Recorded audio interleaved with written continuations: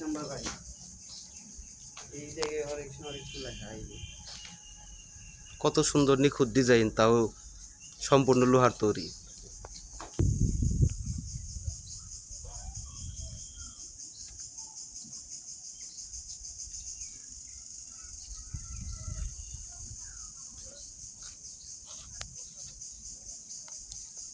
এখন আমরা চলে এসেছি কাশীনাথ ভবনের সামনে।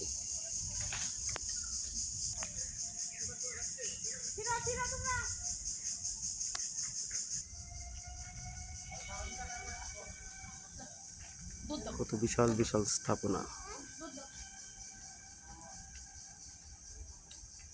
অসংখ্য বছর ধরে টিকে আছে আমাদের মাঝে।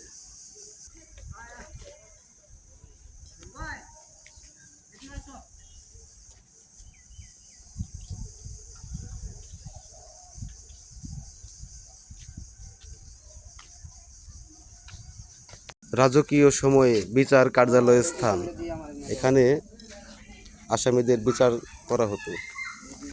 এবং এই তো প্রাক্তন কারাগার, যেখানে বন্দীদের রাখা হতো।